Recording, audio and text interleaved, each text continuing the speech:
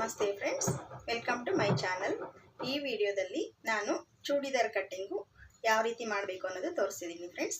ಇದು top cutting ತೋರಿಸ್ತಿದ್ದೀನಿ. Bottom cutting next ವಿಡಿಯೋದಲ್ಲಿ ನಾನು ಅಪ್ಲೋಡ್ ಮಾಡ್ತೀನಿ. ಈಗ ಲೈನಿಂಗು ಯಾವ ರೀತಿ ಕಟ್ ಮಾಡಬೇಕು ಅಂತ ಹೇಳ್ಬಿಟ್ಟು ನಾನು ತೋರಿಸ್ತಿದ್ದೀನಿ ಫ್ರೆಂಡ್ಸ್. ನೋಡಿ, ಚೂಡಿದಾರ್ ಮಟೀರಿಯಲ್ ಬಂದು ಇದು. ಈ ಮಟೀರಿಯಲ್ಗೆ ಇದು ಲೈನಿಂಗ್ ತರಿಸಿದ್ದೀನಿ. ಇದು 2 ಮೀಟರ್ ತರಿಸಿದ್ದೀನಿ ಫ್ರೆಂಡ್ಸ್. ಇವರು ಚಿಕ್ಕದಾಗಿದ್ದಾರೆ, ಉದ್ದನೂ ಕಡಿಮೆನೇ ಕೇಳಿದ್ದಾರೆ ಟಾಪ್ ಲೆಂತು. ಅದಕ್ಕೋಸ್ಕರ ಇವ್ರಿಗೆ 2 ಮೀಟ್ರ್ ಆಗುತ್ತೆ. ಮತ್ತು ದೊಡ್ಡ ಸೈಜು ಟಾಪ್ ಕಟ್ಟಿಂಗ್ ಮಾಡಬೇಕು ಅಂತಂದರೆ 2.5 ಮೀಟ್ರು, ಇಲ್ಲಾಂದರೆ 3 ಮೀಟ್ರು ಬೇಕಾಗುತ್ತೆ. ಸ್ಲೀವ್ಗೆ ಏನಾದರೂ ಲೈನಿಂಗ್ ಕೇಳಿದರೆ ಕಸ್ಟಮರು, ಸ್ಲೀವ್ಗೂ ನಾವು ಲೈನಿಂಗ್ ಹಾಕಿ ಸ್ಟಿಚ್ ಮಾಡಬೇಕು ಅನ್ನೋದಾದರೆ ನಮಗೆ 2.5 ಮೀಟ್ರು 3 ಮೀಟ್ರು ಆ ಥರನೇ ಬೇಕಾಗುತ್ತೆ. ಇವ್ರಿಗೆ ಹಾಫ್ ಸ್ಲೀವ್ ಸ್ಟಿಚ್ ಮಾಡಬೇಕು, ಮತ್ತು ಚಿಕ್ಕದಾಗಿ ಲೆಂತ್ ಎಲ್ಲ ಕಡಿಮೆನೇ ಕೇಳಿದ್ದಾರೆ. ಹಾಗಾಗಿ ನಾನು 2 ಮೀಟ್ರ್ ಲೈನಿಂಗನ್ನು ತರಿಸಿದ್ದೀನಿ. ಇವ್ರಿಗೆ ಆಗುತ್ತೆ 2 ಮೀಟ್ರ್ ಲೈನಿಂಗು. ಇದು ಅಳತೆ ಡ್ರೆಸ್ಸು. ಈ ಅಳತೆ ಡ್ರೆಸ್ಸು ಇಟ್ಕೊಂಡು ಇದನ್ನು ನಾವು ಲೈನಿಂಗ್ ಮೇಲೆ ಯಾವ ರೀತಿ ಮಾರ್ಕ್ ಮಾಡಬೇಕು ಅನ್ನೋದನ್ನು ನಾನು ಈ ವಿಡಿಯೋದಲ್ಲಿ ತೋರಿಸ್ತಿದ್ದೀನಿ. ಮತ್ತು ರೆಡಿಮೇಡ್ ಟಾಪ್ಸು ಎಷ್ಟು ನಮಗೆ ವೆರೈಟೀಸು ಸಿಕ್ಕಿದ್ರೂ ಮಟೀರಿಯಲ್ ತಗೊಂಡು ಸ್ಟಿಚ್ ಮಾಡಿಸ್ಕೊಳ್ಳೋರ ಸಂಖ್ಯೆ ಜಾಸ್ತಿನೇ ಇದೆ ಫ್ರೆಂಡ್ಸ್. ನನ್ನ ಶಾಪು ತುಂಬಾ ಚೂಡಿದಾರು ಮಟೀರಿಯಲ್ ತೊಗೊಂಡು ಸ್ಟಿಚ್ ಮಾಡೋಕ್ಕೆ ತುಂಬ ಜನ ಬರ್ತಿರ್ತಾರೆ ಸ್ಟಿಚ್ ಮಾಡಿಸ್ಕೊಳ್ಳೋದಕ್ಕೆ. ನಮಗೆ ಈ ಸ್ಟಿಚಿಂಗ್ ಮಾಡಿರೋ ಟಾಪ್ಸು ಸ್ವಲ್ಪ ಕಂಫರ್ಟ್ ಫೀಲು ಕೊಡುತ್ತೆ. ಹಾಗಾಗಿ ತುಂಬ ಜನ ಸ್ಟಿಚಿಂಗ್ ಮಾಡಿಸ್ಕೊಂಡು ಯೂಸ್ ಮಾಡ್ತಾರೆ. ಟಾಪ್ಸ್ನು ಲುಕ್ ಚೆನ್ನಾಗಿ ಕೊಡುತ್ತೆ. ಆದ್ರೂ ಮಟೀರಿಯಲ್ಗೂ ಹಾಗೇ ಬೇಡಿಕೆ ಇದೆ. ಮಟೀರಿಯಲ್ ತೊಗೊಂಡು ಸ್ಟಿಚ್ಚು ಮಾಡಿಸ್ಕೊಳ್ತಾರೆ ತುಂಬ ಜನ. ಬನ್ನಿ, ಈಗ ಈ ವಿಡಿಯೋದಲ್ಲಿ ಟಾಪ್ ಕಟ್ಟಿಂಗ್ ಯಾವ ರೀತಿ ಮಾಡಬೇಕು ಅನ್ನೋದು ತೋರಿಸ್ತಿದ್ದೀನಿ. ನೋಡಿ ಫ್ರೆಂಡ್ಸ್, ಈ ರೀತಿ ಮ್ಯಾಚಿಂಗ್ ಇರೋ ಲೈನಿಂಗನ್ನು ತಗೊಳ್ಬೇಕಾಗುತ್ತೆ. ಕೆಲವರು ಪಾಲಿಸ್ಟರ್ ಲೈನಿಂಗ್ ಹಾಕ್ತಾರೆ, ಕೆಲವರು ಕಾಟನ್ ಲೈನಿಂಗ್ ಹಾಕ್ತಾರೆ. ಕಸ್ಟಮರು ಹಾಗೆ ಪಾಲಿಸ್ಟರ್ ಕೆಲವ್ರು ಕೇಳ್ತಾರೆ, ಕಾಟನ್ ಕೆಲವ್ರು ಕೇಳ್ತಾರೆ. ಈ ಡ್ರೆಸ್ಗೆ ನಾನು ಕಾಟನ್ ಲೈನಿಂಗ್ ಯೂಸ್ ಮಾಡ್ತಿದ್ದೀನಿ. ಯಾಕಂದರೆ ಇದು ಕಾಟನ್ ಲೈನಿಂಗ್ಗೆ ಚೆನ್ನಾಗಿ ಸೂಟಬಲ್ ಅನಿಸ್ತಾ ಇದೆ ಇದು ಫ್ಯಾಬ್ರಿಕ್ಕು. ಹಾಗಾಗಿ ನಾನು ಕಾಟನ್ ಲೈನಿಂಗ್ ಯೂಸ್ ಮಾಡಿದ್ರೆ ಚೆನ್ನಾಗಿರುತ್ತೆ ಅಂದ್ಬಿಟ್ಟು ಕಾಟನ್ ಲೈನಿಂಗ್ ಯೂಸ್ ಮಾಡ್ತಿದ್ದೀನಿ. ಮತ್ತು ಇದು ಪ್ಯಾಂಟ್ ಒಂದು ಬ್ಲೂ ಕಲರ್ ಬಂದಿದೆ. ಪ್ಯಾಂಟು ಇನ್ನೊಂದು ನೆಕ್ಸ್ಟ್ ವಿಡಿಯೋದಲ್ಲಿ ನಾನು ಪ್ಯಾಂಟ್ ಕಟ್ಟಿಂಗ್ ಅಪ್ಲೋಡ್ ಮಾಡ್ತೀನಿ. ಈ ವಿಡಿಯೋದಲ್ಲಿ ಚೂಡಿದಾರ್ ಕಟ್ಟಿಂಗ್ ಅಪ್ಲೋಡ್ ಮಾಡ್ತೀನಿ. ನೋಡಿ, ಇದು 2 ಮೀಟ್ರ್ ಲೈನಿಂಗ್ ತರಿಸಿದ್ದೀನಲ್ವ ನಾನು. ಈಗ ಇದನ್ನು 4 ಫೋಲ್ಡಿಂಗ್ ಹಾಕ್ಕೊಳ್ಬೇಕಾಗುತ್ತೆ. ಫೋಲ್ಡಿಂಗ್ ಮಾಡೋದನ್ನು ನಾನು ತೋರಿಸ್ತಿದ್ದೀನಿ. ಕೆಲವರಿಗೆ ಫೋಲ್ಡಿಂಗು ಡೌಟ್ ಇರುತ್ತೆ, ಹಾಗಾಗಿ ಫೋಲ್ಡಿಂಗ್ ಯಾವ ರೀತಿ ಮಾಡಬೇಕು ಅಂತಲೇ ತೋರಿಸ್ತಿದ್ದೀನಿ. ನೋಡಿ, ಇದು 2 ಲೇಯರು. ನೋಡಿ, ಇದು 2 ಲೇಯರು. ಟೋಟಲಾಗಿ 4 ಫೋಲ್ಡಿಂಗ್ ಇದೆ. ಇದು ನೋಡಿ, ಇದು ಓಪನ್ ಸೈಡು ನಮ್ಗೆ ಆಪೋಸಿಟ್ ಇದೆ. ಇದು ಕ್ಲೋಸ್ ಸೈಡು ನಮ್ಮ ಕಡೆಗಿದೆ. ನೋಡಿ, ಫೋಲ್ಡಿಂಗ್ ಸೈಡು. ಬನ್ನಿ, ಈಗ ಮಾರ್ಕ್ ಮಾಡೋದು ಯಾವ ರೀತಿ ಅಂತ ತೋರಿಸ್ತೀನಿ. ನೋಡಿ ಫ್ರೆಂಡ್ಸ್, ಫಸ್ಟ್ಗೆ ನಾವು ಇಲ್ಲಿ ಎಡ್ಜಸ್ಸು ಈಕ್ವಲ್ ಬರಬೇಕು ಅನ್ನೋ ಕಾರಣಕ್ಕೆ ಇಲ್ಲಿ ಒಂದು ಈ ಥರ ಲೈನ್ ಹಾಕ್ಕೊಳ್ತೀವಿ. ಲೈನ್ ಹಾಕಿದಾದ್ಮೇಲೆ ನೋಡಿ, ಈ ರೀತಿ ನೀಟಾಗಿ ಕಟ್ ಮಾಡಿ ತೆಗೆದುಬಿಡೋಣ.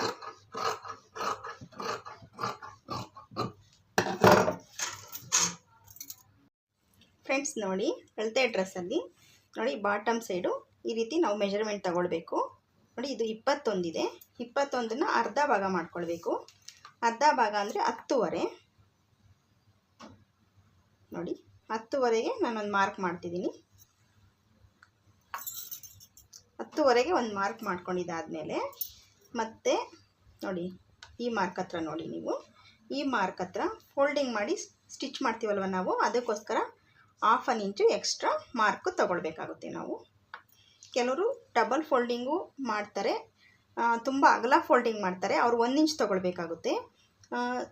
ಇದಕ್ಕೆ ಮೀಡಿಯಮ್ ಸೈಜಲ್ಲಿ ನಾನು ಫೋಲ್ಡ್ ಮಾಡ್ತೀನಿ. ಹಾಗಾಗಿ ನೋಡಿ, ಒಂದು 1/2 ಇಂಚ್ ಅಷ್ಟೇ ನಾನು ತೊಗೊಂಡಿದ್ದೀನಿ. ಇದು ಸಾಕಾಗುತ್ತೆ. ಮತ್ತು ನೋಡಿ, ನೆಕ್ಸ್ಟು ಟಾಪು ಲೆಂತು ಎಷ್ಟಿದೆ ಅಂತ ಹೇಳ್ಬಿಟ್ಟು ನಾನು ಚೆಕ್ ಮಾಡ್ಕೊಳ್ತಿದ್ದೀನಿ ಫ್ರೆಂಡ್ಸ್. ನೋಡಿ, ಇವರು 36 ಇಂಚು, ಇದು ಪೂರ್ತಿ ಜಾಸ್ತಿ ಉದ್ದ ಇದೆ ಅಂತ ಹೇಳ್ಬಿಟ್ಟು ಇಷ್ಟಕ್ಕೆ ಮಾರ್ಕ್ ಹಾಕ್ಸಿದ್ದಾರೆ. ಇಲ್ಲಿ ಈ ಮಾರ್ಕ್ಗೆ ನನಗೆ 36 ಇಂಚಸ್ ಬಂದಿದೆ. 36 ಇಂಚಸ್ಸು ಲೆಂತ್ನ ನಾನು ಇಲ್ಲಿ ಲೈನಿಂಗಲ್ಲಿ ತಗೊಳ್ತಿದ್ದೀನಿ. ನೋಡಿ ಫ್ರೆಂಡ್ಸ್, ನೋಡಿ, ನಮಗೆ ಟಾಪ್ ಲೆಂತು 36 ಇಂಚಸ್ ಬೇಕಾಗಿದೆ. ರೆಡಿ 36 ಇಂಚಸ್ ನಮಗೆ ಬೇಕು ಅಂದರೆ ಲೈನಿಂಗು ನಾವು 1 ಇಂಚು ಕಡಿಮೆ ತೊಗೊಳ್ಬೇಕಾಗುತ್ತೆ. 1 ಇಂಚು ತೊಗೊಳ್ಬೋದು ಅಥವಾ 2 ಇಂಚು ಕಡಿಮೆ ತೊಗೊಳ್ಬೋದು. ನಾವು ಎಷ್ಟು ಕಡಿಮೆ ತಗೊಳ್ತೀವಿ ಅಂತಂದರೆ ಒಳಗಡೆ ನಮಗೆ ಲೈನಿಂಗು ಮೈನ್ ಕ್ಲಾತ್ಗಿಂತ ಎಷ್ಟು ಕಡಿಮೆ ಬೇಕು ಅನ್ನೋದ್ರ ಮೇಲೆ ಡಿಪೆಂಡ್ ಆಗಿರುತ್ತೆ. ನಾನು ಇದು 1 ಇಂಚ್ ಅಷ್ಟೇ ಲೈನಿಂಗು ಕಡಿಮೆ ತಗೊಳ್ತಿದ್ದೀನಿ, ಯಾಕಂದರೆ ಫೋಲ್ಡಿಂಗ್ ಮಾಡೋಷ್ಟರಲ್ಲಿ ಮತ್ತು 1.5 ಇಂಚು ಹತ್ತತ್ರ 2 ಇಂಚು ನಮಗೆ ಕಡಿಮೆ ಬರುತ್ತೆ. ಹಾಗಾಗಿ ನಾನು 1 ಇಂಚ್ ಕಡಿಮೆ ತಗೊಳ್ತಿದ್ದೀನಿ. 36ಗೆ ನಾನೀಗ ನೋಡಿ 35 ಇಂಚಸ್ಸು ಲೈನಿಂಗ್ ತಗೊಳ್ತಿದ್ದೀನಿ. ನೋಡಿ 35 ಇಂಚಸ್ಸು ಇಲ್ಲಿಗೆ ಬರುತ್ತೆ. 35 ಇಂಚಸ್ಗೆ ಒಂದು ಮಾರ್ಕ್ ಹಾಕಿದ್ದೀನಿ. ಮತ್ತು ಮೇಲೆ ಶೋಲ್ಡ್ರ್ ಜಾಯಿನ್ ಮಾಡ್ತೀವಲ್ವ, ಅದಕ್ಕೋಸ್ಕರ ಅರ್ಧ ಇಂಚಿಗೆ ಒಂದು ಮಾರ್ಕ್ ಹಾಕಿದ್ದೀನಿ. ಇಲ್ಲಿ ಒಂದು ಸ್ಟ್ರೈಟಾಗಿ ಲೈನ್ ಹಾಕ್ಕೊಳ್ಳೋಣ. ನೀವು ನಿಧಾನವಾಗಿ ನೋಡಿ ಫ್ರೆಂಡ್ಸ್, ಮತ್ತೆ ಒಂದು 2 ಸಲ 3 ಸಲ ವೀಡಿಯೋ ನೋಡಿದ್ರೆ ನಿಮ್ಗೆ ಅರ್ಥ ಆಗುತ್ತೆ. ಮತ್ತು ಬ್ಲೌಸ್ ಕಟ್ಟಿಂಗಿಗೆ ಬೇರೆ ಥರ ನಾವು ಶೋಲ್ಡ್ರು ತಗೊಳ್ತೀವಿ, ಆರ್ಮೋಲು ಎಲ್ಲ ತಗೊಳ್ತೀವಿ ಬೇರೆ ಥರ, ಇದಕ್ಕೆ ಬೇರೆ ಥರ ತಗೊಳ್ತೀವಿ ಚೂಡಿದಾರ್ಗೆ. ನೋಡಿ ನೆಕ್ ವಿಡ್ತ್ ಬಂದು ಇವ್ರಿಗೆ 2.25 ತಗೊಳ್ತಿದ್ದೀನಿ ಫ್ರೆಂಡ್ಸ್. ಇದು ಚಿಕ್ಕ ಸೈಜು ಟಾಪ್ ಕಟ್ಟಿಂಗ್ ಆಗಿರೋದ್ರಿಂದ ನಾನು 2.25 ತಗೊಳ್ತಿದ್ದೀನಿ, ಸಾಕು ಅಷ್ಟೇ. ಮತ್ತು ಶೋಲ್ಡ್ರ್ ವಿಡ್ತ್ ಬಂದು ಅಳತೆಗೆ ಕೊಟ್ಟಿರೋ ಡ್ರೆಸ್ಸಲ್ಲಿ ಶೋಲ್ಡರು ವಿಡ್ತ್ ನೋಡಿ 4 ಇಂಚಿದೆ. ಇದು ರೆಡಿಮೇಡ್ ಟಾಪು, ಇದರಲ್ಲಿ ನಮಗೆ ಜಾಸ್ತಿನೇ ಸಿಗುತ್ತೆ, ನಾವು ಇದನ್ನು ಫಾಲೋ ಮಾಡಬಾರ್ದು. ಹಾಗಾಗಿ ನೋಡಿ ನಾನು ಶೋಲ್ಡ್ರ್ ವಿಡ್ತು 3.25 ತಗೊಳ್ತಿದ್ದೀನಿ. ಇದು 4 ಇಂಚು ಅಂದರೆ ಶೋಲ್ಡರು ಕರೆಕ್ಟು ಪ್ಲೇಸ್ಗೆ ನಮಗೆ ಸ್ಲೀವ್ ಅಟ್ಯಾಚಿಂಗು ಕೂತ್ಕೊಳ್ಳಲ್ಲ, ತುಂಬ ಕೆಳಗಡೆ ಜಾರ ಥರ ಕೂತ್ಕೊಂಡಿರುತ್ತೆ. ಹಾಗಾಗಿ ನಾವು ಸ್ಟಿಚ್ ಮಾಡೋ ಡ್ರೆಸ್ಗೆ ಬಂದು ಸ್ಲೀವ್ ಅಟ್ಯಾಚಿಂಗು ಪರ್ಫೆಕ್ಟ್ ಪ್ಲೇಸಲ್ಲಿ ಕೂತ್ಕೊಳ್ಬೇಕಾಗುತ್ತೆ ಸ್ಲೀವ್ ಕಡೆಗೆ. ಅದಕ್ಕೋಸ್ಕರ 3.25 ಇಂಚು ಸಾಕಾಗುತ್ತೆ. ಇದಕ್ಕೆ ನಾನು 3.25 ಇಂಚು ಮಾರ್ಕ್ ಮಾಡ್ತಿದ್ದೀನಿ. ನೋಡಿ 3.25 ಇಂಚು ಒಂದು ಮಾರ್ಕ್ ಹಾಕಿದ್ದಾದಮೇಲೆ ಒಳಗಡೆ ಬಟ್ಟೆ ಬಿಡ್ತೀವಲ್ವ ಸ್ಲೀವ್ ಅಟ್ಯಾಚಿಂಗ್ಗೆ, ಅದಕ್ಕೋಸ್ಕರ ಅರ್ಧ ಇಂಚಿಗೆ ಒಂದು ಮಾರ್ಕು. ಇದು ಫಸ್ಟು ಇಂಪಾರ್ಟೆಂಟಾಗಿ ಚೂಡಿದಾರಲ್ಲಿ ಇಲ್ಲಿ ಅರ್ಥ ಆದರೆ ಮಿಕ್ಕಿದೆಲ್ಲ ಈಸಿಯಾಗಿ ಅರ್ಥ ಆಗುತ್ತೆ ಫ್ರೆಂಡ್ಸ್ ನಿಮಗೆ. ನೋಡಿ ಟೋಟಲಾಗಿ ಶೋಲ್ಡರ್ ಈಗ ನಮಗೆ 6.25ಗೆ ಇಲ್ಲೊಂದು ಮಾರ್ಕ್ ಬಂದಿದೆ. ಈ 6.25 ಆರ್ಮ್ ಶೇಪಾಗಿ ತಗೊಳ್ಳೋಣ ಫ್ರೆಂಡ್ಸ್. ಈಗ ಈ ಕಡೆ ಶೋಲ್ಡ್ರ್ ಕಡೆ ಮಾರ್ಕ್ ಹಾಕಿದ್ದಾಯ್ತಲ್ಲ, ನಿಮಗೆ ನೀಟಾಗಿ ಕಾಣಲಿ ಅಂತ ನಾನು ಕ್ಯಾಮ್ರಾ ಟರ್ನ್ ಮಾಡಿ ಇಟ್ಟಿದ್ದೀನಿ ಈ ಕಡೆಗೆ. ನೋಡಿ ಆರ್ಮೋಲ್ ಡೌನ್ಗೋಸ್ಕರ ನಾನು 6 ಇಂಚು ತಗೊಳ್ತಿದ್ದೀನಿ. 6 ಇಂಚು ಈ ರೀತಿ ಒಂದು ಮಾರ್ಕ್ ಹಾಕ್ಕೊಂಡು ಈ ಮಾರ್ಕ್ ಹತ್ರ ಸ್ಟ್ರೈಟಾಗಿ ಒಂದು ಲೈನ್ ಹಾಕ್ಕೊಳ್ಳೋಣ. ಈಗ ಈ ಲೈನ್ ಹಾಕ್ಕೊಂಡಿದ್ದಾದಮೇಲೆ ನೋಡಿ ಈ ಮಾರ್ಕು ಮತ್ತು ಈ ಮಾರ್ಕು ಜಾಯಿಂಟ್ ಮಾಡ್ತಾ ಒಂದು ಲೈನ್ ಹಾಕೋಣ. ಈಗ ನೋಡಿ ಫ್ರೆಂಡ್ಸ್, ಇಷ್ಟಾದಮೇಲೆ ಚೆಸ್ಟು ಎಷ್ಟಿದೆ ಅಂತ ಅಳತೆ ಮಾಡ್ಕೊಳ್ಳೋಣ. ಅಳತೆ ಡ್ರೆಸ್ಸಲ್ಲಿ 20.25 ಇದೆ. ಇದು 20.25 ಅಂದರೆ ಅದರಲ್ಲಿ ಅರ್ಧ ಮಾಡ್ಕೊಳ್ಬೇಕು, 10.25 ಬರುತ್ತೆ. 10.25ಗೆ ಇಲ್ಲೊಂದು ಮಾರ್ಕ್ ಹಾಕ್ಕೊಳ್ಳೋಣ.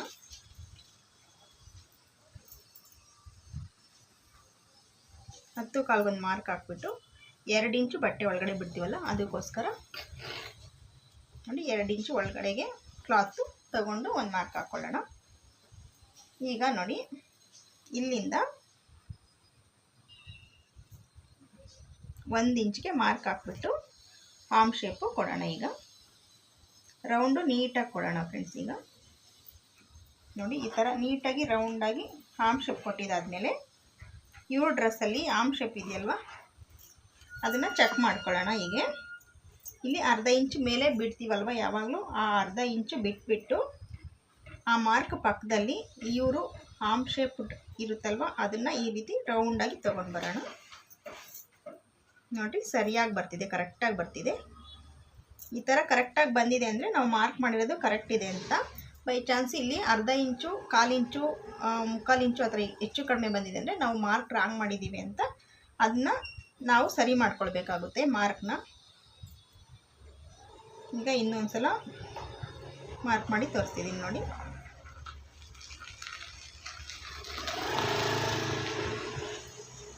ನೋಡಿ ಹೀಗೆ ಕರೆಕ್ಟಾಗಿ ಇಲ್ಲಿಗೆ ಬರ್ತಿದೆ. ಈಗ ಕರೆಕ್ಟ್ ಇದೆ ಅಂತ ಕನ್ಫರ್ಮ್ ಮಾಡ್ಕೊಂಡಿದ್ದಾದಮೇಲೆ ವೇಸ್ಟು ಮಾರ್ಕ್ ಮಾಡೋಣ. ಈಗ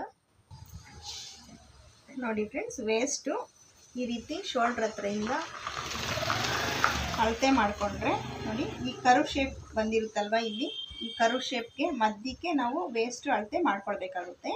ನೋಡಿ ಇಲ್ಲಿ ಮಧ್ಯ ಅಂದರೆ ಇದು 14 ಇಂಚಸ್ ಬರ್ತಿದೆ. ಈ 14 ಇಂಚಸ್ಸು ಪ್ಲಸ್ ಮೇಲ್ಗಡೆ ಅರ್ಧ ಇಂಚು ಆ್ಯಡ್ ಮಾಡಿಕೊಂಡು 14.5ಗೆ ಒಂದು ಮಾರ್ಕ್ ಹಾಕ್ಕೊಳ್ಬೇಕು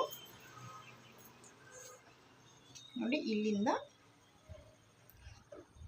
14.5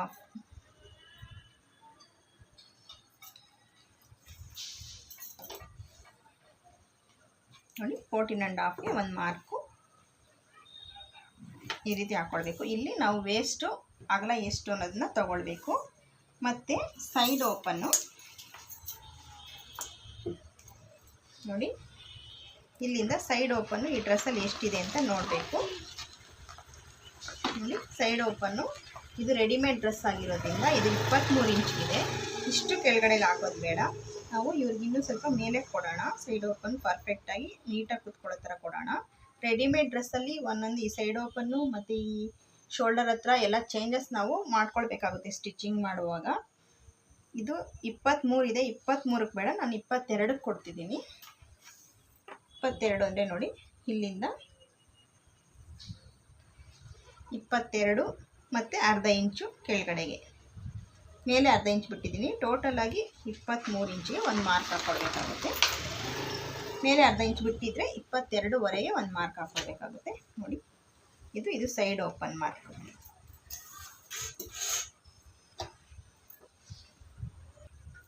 ನೋಡಿ ಫ್ರೆಂಡ್ಸ್. ವೇಸ್ಟು ಎಷ್ಟಿದೆ ಅಂತ ಹೇಳ್ಬಿಟ್ಟು ಮಾರ್ಕು ಹಾಕೋದ್ವಲ್ಲ, ಇಲ್ಲಿ ಈ ಡ್ರೆಸ್ ಮಧ್ಯಕ್ಕೆ ಕರು ಶೇಪ್ ಹತ್ರ ಅಲ್ಲಿ ಈ ಥರ ವಿಡ್ತ್ ತಗೊಳ್ಬೇಕಾಗುತ್ತೆ ಎಷ್ಟಿದೆ ಅಂತ ಹೇಳ್ಬಿಟ್ಟು ನೋಡಿ. ವಿಡ್ತ್ ಬಂದು 18 ಇಂಚಿದೆ. ಈ 18 ಇಂಚನ್ನ ಅರ್ಧ ಭಾಗ ಮಾಡ್ಕೊಳ್ಬೇಕು. ಅರ್ಧ ಭಾಗ ಮಾಡಿಕೊಂಡು ನೋಡಿ ಈ ರೀತಿ 9 ಇಂಚಿಗೆ ಒಂದು ಮಾರ್ಕ್ ಹಾಕ್ಕೊಳ್ಬೇಕು. 9 ಇಂಚಿಗೆ ನಮಗೆ ರೆಡಿ ಬೇಕು. ಮತ್ತು 2 ಇಂಚ್ ಎಕ್ಸ್ಟ್ರಾ ಒಳಗಡೆ ಕ್ಲಾತ್ ಬಿಡೋಕ್ಕೋಸ್ಕರ 2 ಇಂಚ್ ಎಕ್ಸ್ಟ್ರಾಗೆ ಒಂದು ಮಾರ್ಕ್ ಹಾಕ್ಕೊಳ್ಬೇಕು. ಮತ್ತು ನೋಡಿ ಸೈಡ್ ಓಪನ್ ಹತ್ರ ವಿಡ್ತ್ ಎಷ್ಟಿದೆ ಅಂತ ಹೇಳ್ಬಿಟ್ಟು ನಾನು ಚೆಕ್ ಮಾಡ್ಕೊಳ್ಬೇಕು ಫ್ರೆಂಡ್ಸ್. ವಿಡ್ತು ನಮಗೆ ಇಂಪಾರ್ಟೆಂಟಾಗಿ ಚೆಕ್ ಮಾಡ್ಕೊಳ್ಬೇಕು. 21 ಇಂಚಿದೆ ಇದು. ಈ 21 ಇಂಚ್ಗೆ 1 ಇಂಚ್ ಆ್ಯಡ್ ಮಾಡಿಕೊಂಡು 21ನ್ನ ಅರ್ಧ ಭಾಗ ಮಾಡ್ಕೊಳ್ಬೇಕು ಫ್ರೆಂಡ್ಸ್. 21ನ್ನ ಅರ್ಧ ಭಾಗ ಅಂದರೆ 10ವರೆ ಬರುತ್ತೆ. 10ವರೆಗೆ ಒಂದು ಮಾರ್ಕ್ ಹಾಕ್ಕೊಳ್ಬೇಕು. ಮತ್ತು 1 ಇಂಚು ಆ್ಯಡ್ ಮಾಡಬೇಕು, ಯಾಕಂದರೆ ಸೈಡು ಫೋಲ್ಡಿಂಗ್ ಮಾಡ್ತೀವಲ್ವ, ಅದಕ್ಕೋಸ್ಕರ 1 ಇಂಚು ಆ್ಯಡ್ ಮಾಡಿಬಿಟ್ಟು 11ವರೆಗೆ ಒಂದು ಮಾರ್ಕ್ ಹಾಕ್ಕೊಳ್ಬೇಕು. ಈ ಮಾರ್ಕ್ ಹಾಕ್ಕೊಂಡಿದ್ದಾದಮೇಲೆ ನೋಡಿ, ಮಾರ್ಕ್ ಇಲ್ಲಿ ಕಾಣ್ತಿದೆ ಅಲ್ವ ನಿಮಗೆ, ಈ ಮಾರ್ಕ್ ಹಾಕ್ಕೊಂಡಿದ್ದಾದಮೇಲೆ ಮತ್ತು ನಾವಿಲ್ಲಿ ಬಾಟಮ್ ಸೈಡು ನೋಡಿ ಅರ್ಧ ಇಂಚ್ ಎಕ್ಸ್ಟ್ರಾಗೋಸ್ಕರ ಇಲ್ಲಿ ಒಂದು ಮಾರ್ಕ್ ಹಾಕಿದ್ದೀವಲ್ವ, ಈ ಮಾರ್ಕು ಮತ್ತು ಈ ಮಾರ್ಕ್ ಬೇಸ್ ಮಾಡಿಕೊಂಡು ಶೇಪ್ ಕೊಡಬೇಕಾಗುತ್ತೆ ಫ್ರೆಂಡ್ಸ್. ಇದಕ್ಕೆ ನೋಡಿ ಫ್ರೆಂಡ್ಸ್, ಇಲ್ಲಿ ಸ್ಲೀವ್ ಕಡೆಯಿಂದ ಆರ್ಮ್ ಶೇಪ್ ಡೌನ್ ಇಲ್ಲಿ ತಗೊಂಡಿರ್ತೀವಲ್ವ, ಇಲ್ಲಿಂದ ಇಲ್ಲಿಗೆ ಒಂದು ಮಾರ್ಕ್ ನೋಡಿ ಈ ರೀತಿ ಹಾಕ್ಕೋಬೇಕು. ಮತ್ತು ಇಲ್ಲಿಂದ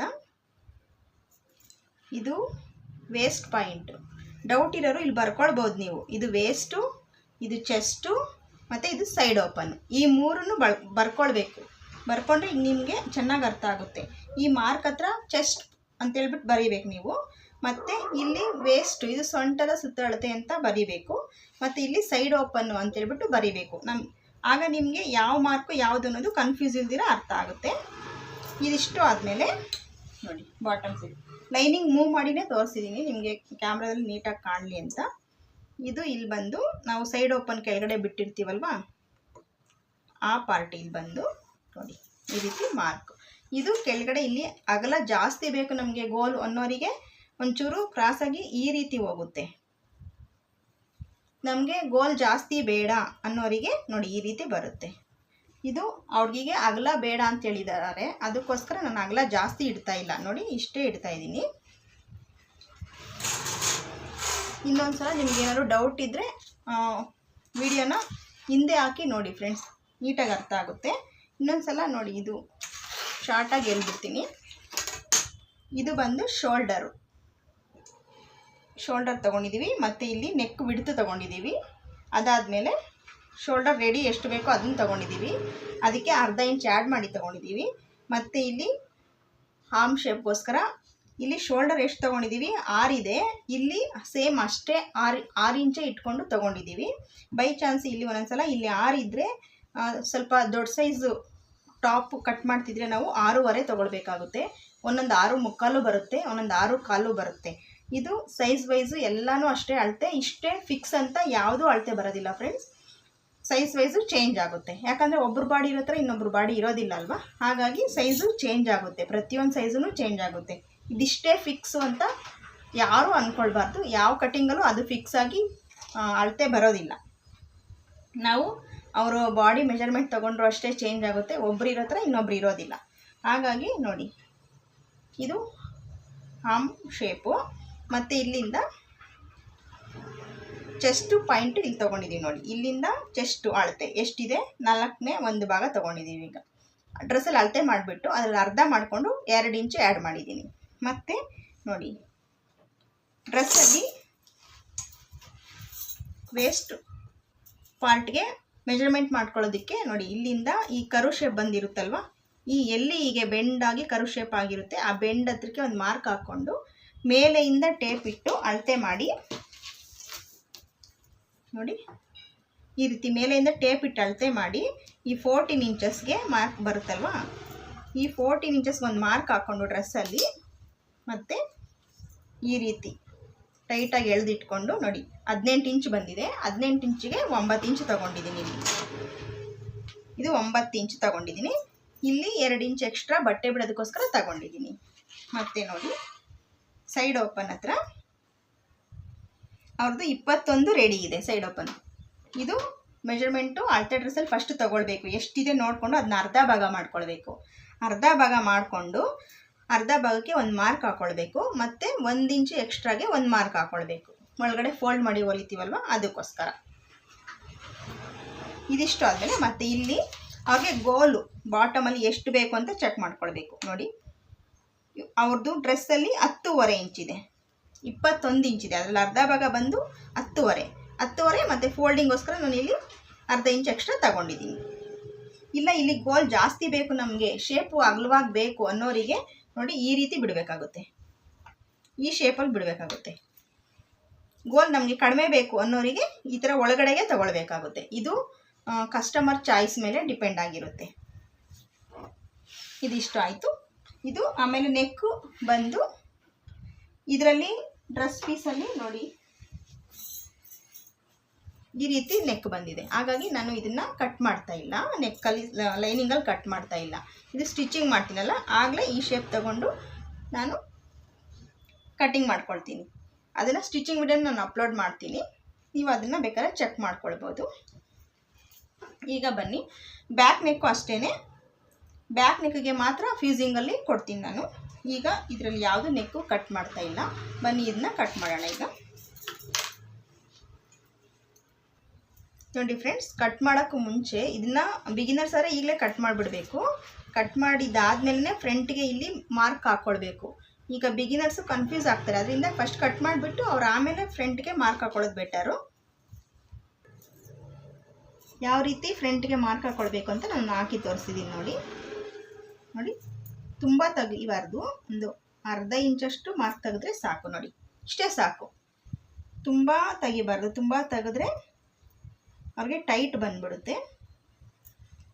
ಇಷ್ಟು ತೆಗೆದ್ರೆ ಸಾಕು.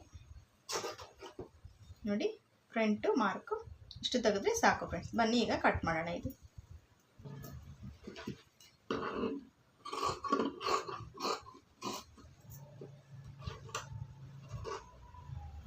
ನೋಡಿ, ಇಲ್ಲಿ ನೆಕ್ ಬಿಡ್ತಿ ಎಷ್ಟಕ್ಕೆ ಬೇಕು ಅಂತ ಒಂದು ಮಾರ್ಕ್ ಹಾಕ್ಕೊಳ್ಳೋಣ, ನ್ಯಾಚ್ ಹಾಕ್ಕೊಳ್ಳೋಣ.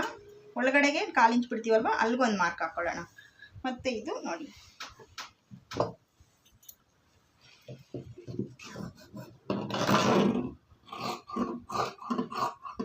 ಈ ರೀತಿ ಕಟ್ ಮಾಡ್ತಾ ಈ ಲಾಸ್ಟಲ್ಲಿ ನಾವು ಏನು ವೇಸ್ಟು ಮತ್ತು ಸೈಡ್ ಓಪನ್ಗೆ ಮಾರ್ಕ್ ಹಾಕ್ಕೊಂಡಿದ್ದೀವಲ್ವ ಅಲ್ಲಿ ಈ ರೀತಿ ಒಂದು ನ್ಯಾಚ್ ಕೊಡೋಣ. ಆಗ ನಮಗೆ ಅರ್ಥ ಆಗುತ್ತೆ, ಇಲ್ಲಿ ಸೈಡ್ ಓಪನ್ ಬರುತ್ತೆ ಅಂತ ಅರ್ಥ ಆಗುತ್ತೆ. ಈ ನ್ಯಾಚ್ ನೋಡಿದ್ರೆ, ಈ ನ್ಯಾಚ್ ನೋಡಿದಾಗ ನಮಗೆ ಇಲ್ಲಿ ವೇಸ್ಟು ಅಳತೆ ತೊಗೊಳ್ಬೇಕು ಅನ್ನೋದು ಅರ್ಥ ಆಗುತ್ತೆ. ಈಗ ನೋಡಿ, ಆರ್ಮ್ ಶೇಪು ಕಟ್ ಮಾಡೋಣ. ಹಾಗೇನೆ ನಿಧಾನವಾಗಿ ಅರ್ಥ ಮಾಡ್ಕೊಳ್ಳಿ ಫ್ರೆಂಡ್ಸ್, ತುಂಬಾ ಈಸಿ ಇದೆ. ಇದು ನೋಡಿ ಚೆಸ್ಟ್ ಪಾಯಿಂಟು, ಮತ್ತು ನೋಡಿ ಈ ಥರ 2 ಲೇಯರ್ ಮಾತ್ರ ತೆಗೆದು ಈ ಶೇಪನ್ನು ಕಟ್ ಮಾಡಬೇಕು.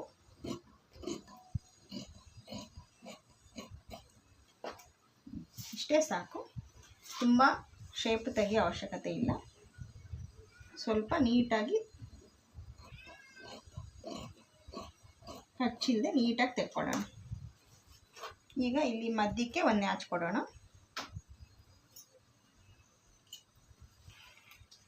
ಇದಿಷ್ಟು ಲೈನಿಂಗ್ ಕಟ್ಟಿಂಗು ಫ್ರೆಂಡ್ಸ್. ಈಗ ಸ್ಲೀವ್ ಕಟ್ ಮಾಡೋಣ. ನೋಡಿ ಫ್ರೆಂಡ್ಸ್, ಇದು 4 ಫೋಲ್ಡಿಂಗ್ ಹಾಕ್ಕೊಂಡಿದ್ದೀನಿ ಸ್ಲೀವ್ಗೆ. ಕೆಲವರು ಲೈನಿಂಗ್ ಕೇಳ್ತಾರೆ, ಕೆಲವರು ಲೈನಿಂಗ್ ಬೇಡ ಅಂತಾರೆ ಡ್ರೆಸ್ಗೆ.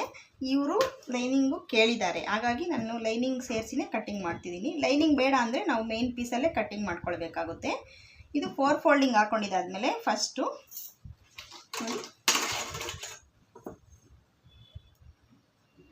ಈ ಎಡ್ಜ್ಗೆ ಒಂದು ಮಾರ್ಕ್ ಹಾಕ್ಕೊಳ್ಳೋಣ.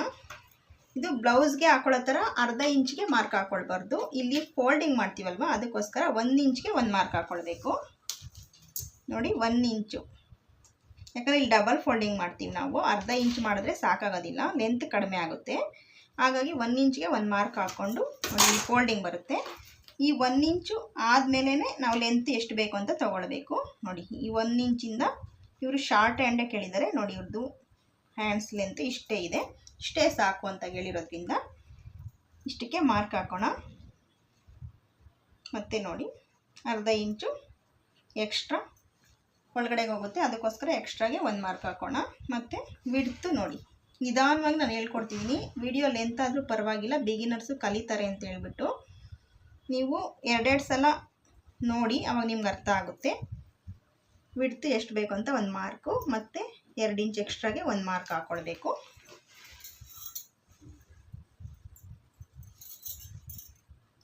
ಇನ್ನು ಸ್ಲೀವ್ ಎಲ್ಲ ಸೇಮು ಬ್ಲೌಸ್ಗೆ ಯಾವ ರೀತಿ ತೊಗೊಳ್ತೀವಿ ಅದೇ ಥರನೇ. ಆದರೆ ಇಲ್ಲಿ ಕೆಳಗಡೆ ಬ್ಲೌಸ್ಗಾದರೆ ಅರ್ಧ ಇಂಚ್ ಬಿಟ್ಟಿರ್ತೀವಿ, ಡ್ರೆಸ್ಗೆ 1 ಇಂಚ್ ಬಿಡ್ತೀವಿ. ಯಾಕಂದರೆ ಫೋಲ್ಡಿಂಗ್ ಮಾಡಬೇಕು, ಡಬಲ್ ಫೋಲ್ಡಿಂಗ್ ಮಾಡ್ತೀವಿ, 2 ಸಲ ಫೋಲ್ಡ್ ಮಾಡ್ತೀವಿ.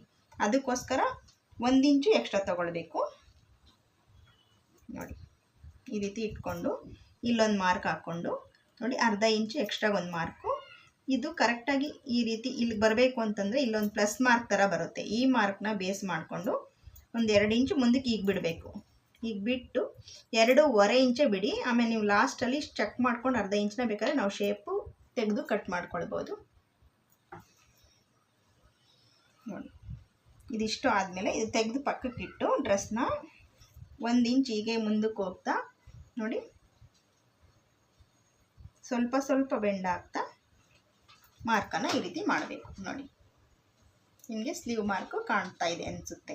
ಈಗ ನೋಡಿ ಇದನ್ನು ಬಿಗಿನರ್ಸ್ ಆದರೆ ಇದನ್ನ ಹೀಗೆ ಕಟ್ ಮಾಡಿಬಿಡಿ. ಯಾಕಂದರೆ ಅವ್ರು ಮತ್ತೆ ಫ್ರಂಟ್ ಮಾರ್ಕ್ ಮಾಡಿದ್ರೆ ಯಾವುದು ಫ್ರಂಟು ಯಾವುದು ಬ್ಯಾಕ್ ಅನ್ನೋದೇ ಅವ್ರಿಗೆ ಗೊತ್ತಾಗ್ದಿರ ಏನು ಮಾಡ್ತಾರೆ, ಕಟ್ಟಿಂಗಲ್ಲಿ ಮಿಸ್ಟೇಕ್ ಮಾಡ್ತಾರೆ. ಈಗ ನೋಡಿ ಫ್ರಂಟ್ ಮಾರ್ಕು ಮಾಡ್ತಿದ್ದೀನಿ. ತುಂಬ ತೆಗಿಬಾರ್ದು, ಶೇಪು ಇಷ್ಟು ತೆಗೆದ್ರೆ ಸಾಕಾಗುತ್ತೆ. ಇಷ್ಟು ಮಾರ್ಕ್ ತೆಗೆದ್ರೆ ಸಾಕಾಗುತ್ತೆ ನೋಡಿ ಫ್ರಂಟ್ ಮಾರ್ಕು. ಈಗ ಇದು ಕಟ್ ಮಾಡೋಣ ನಾವು.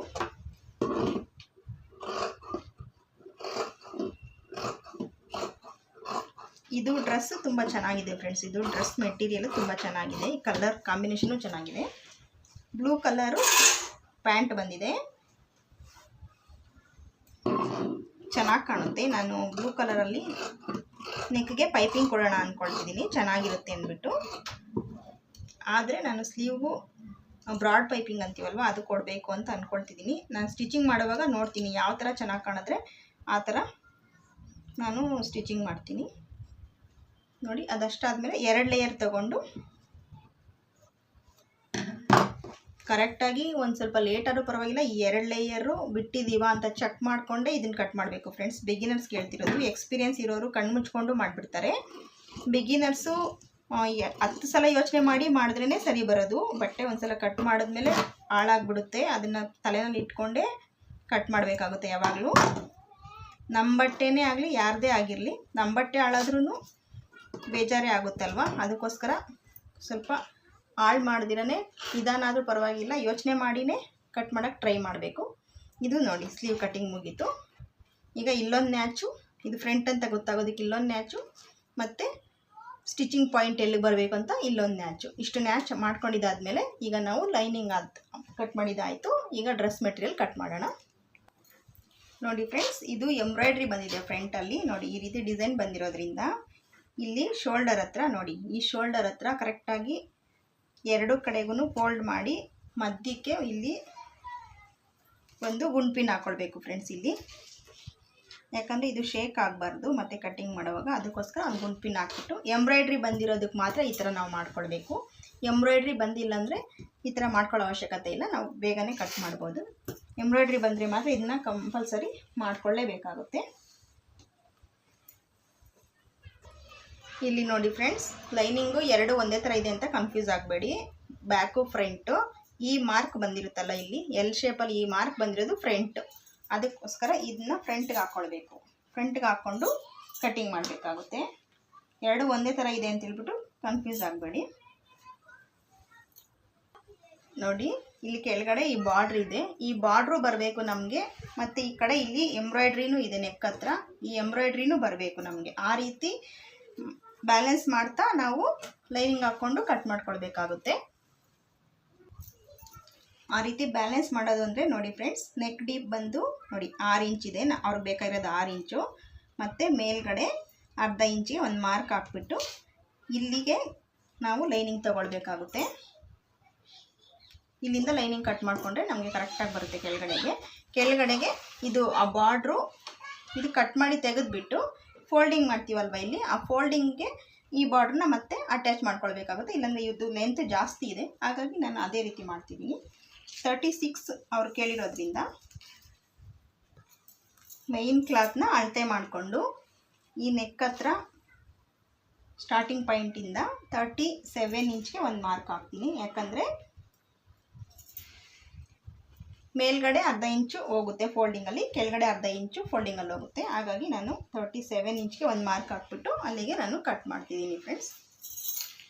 ಇದು ಇಷ್ಟು ಉದ್ದ ಜಾಸ್ತಿ ಇದೆ, ಇದನ್ನು ಇಲ್ಲಿ ಕಟ್ ಮಾಡಿಬಿಟ್ಟು ರೆಡಿ ಎಲ್ಲ ಆದಮೇಲೆ ಡ್ರೆಸ್ಸು ಈ ಬಾರ್ಡ್ರನ್ನ ಇಲ್ಲಿ ಕೊಡಬೇಕಾಗುತ್ತೆ. ಈಗ ನೋಡಿ ಕಟ್ ಮಾಡೋಣ.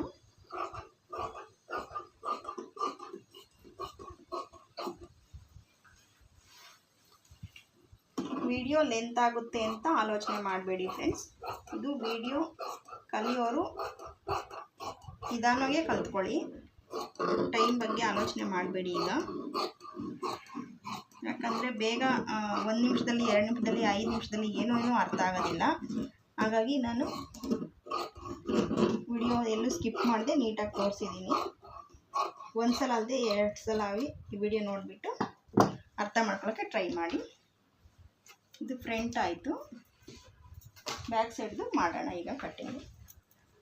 ಬ್ಯಾಕ್ ಸೈಡ್ಗೆ ಯಾವುದೇ ಎಂಬ್ರಾಯ್ಡ್ರಿಂಗ್ ಇಲ್ಲ, ಹಾಗಾಗಿ ನೋಡಿ ಈ ಎಡ್ಜಸ್ ಮಾತ್ರ ಕಟ್ ಮಾಡಿಬಿಟ್ಟು ಅರ್ಧ ಇಂಚ್ ಕೆಳಗಡೆಗೆ ಮಾರ್ಕ್ ಮಾಡಿಕೊಂಡು ಅಲ್ಲಿಂದ ನೀಟಾಗಿ ನೋಡಿ ಇಲ್ಲಿಗೆ 37 ಇಂಚ್ ಬರ್ತಿದೆ, ಇಲ್ಲಿಗೆ ಮಾರ್ಕ್ ಮಾಡಿದ್ದೀನಿ. ಈಗ ಇದು ಕಟ್ ಮಾಡೋಣ.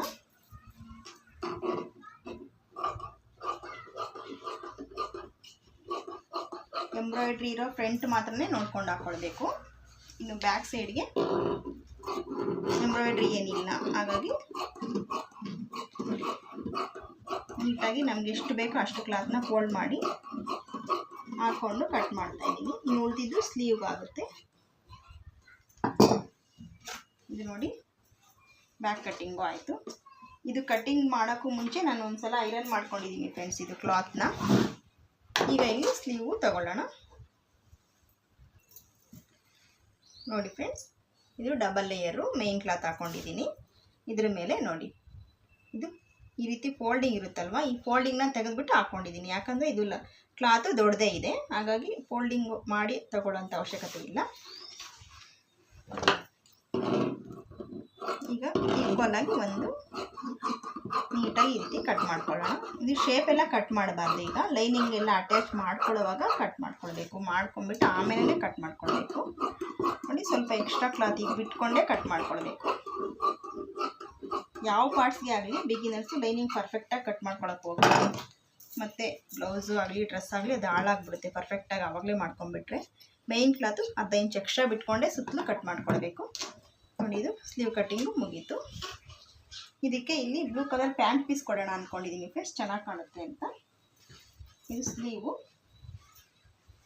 ಇದು ಬ್ಯಾಕು, ಮತ್ತು ಇದು ಫ್ರಂಟು. ನೋಡಿ, ಇಲ್ಲೊಂದು ಗುಂಡು ಪಿನ್ ಕೊಟ್ಟಿದ್ದೀನಿ ನೋಡಿ, ಎಂಬ್ರಾಯ್ಡ್ರಿ ಕಟ್ಟಿಂಗ್ ಮಾಡುವಾಗ ಕದಲದೇ ಇರಲಿ ಅಂತೇಳ್ಬಿಟ್ಟು ಒಂದು ಗುಂಡು ಪಿನ್ ಕೊಟ್ಟಿದ್ದೀನಿ. ಈ ಬಾರ್ಡ್ರನ್ನ, ಇದು ಬಾಟಮಲ್ಲಿ ಬಾರ್ಡ್ರ್ ಹಾಕೋದಕ್ಕೆ ಈ ಪೀಸ್ನ ಹೀಗೆ ತಗೊಳ್ತಾ ಇದ್ದೀನಿ. ಇದು ಡ್ರೆಸ್ಸು ಕಟ್ಟಿಂಗು ವಿಡಿಯೋ ಫ್ರೆಂಡ್ಸ್. ಈ ವಿಡಿಯೋ ನಿಮ್ಗೆ ಇಷ್ಟ ಆಗಿದ್ದರೆ ಲೈಕ್ ಮಾಡಿ, ಹಾಗೆಯೇ ನನ್ನ ಚಾನಲ್ನ ಸಬ್ಸ್ಕ್ರೈಬ್ ಮಾಡ್ಕೊಂಡು ಸಪೋರ್ಟ್ ಮಾಡಿ ಫ್ರೆಂಡ್ಸ್. ವಿಡಿಯೋ ಲೆಂತ್ ಆಯಿತು ಅಂತ ಅಂದ್ಕೊಬೇಡಿ, ಯಾಕಂದರೆ ಕಲಿಕೆ ಅನ್ನೋದು ಟೈಮ್ ಮೇಲೆ ಆಧಾರ ಮಾಡಿಕೊಂಡು ಇದ್ದರೆ ಕಲಿಯೋಕ್ಕಾಗೋದಿಲ್ಲ ಫ್ರೆಂಡ್ಸ್. ಟೈಮ್ ಸ್ವಲ್ಪ ಜಾಸ್ತಿ ಆದರೂ ಪರವಾಗಿಲ್ಲ, ಪ್ರಾಕ್ಟೀಸ್ ಮಾಡ್ತಾಯಿದ್ರೆ ಬರುತ್ತೆ.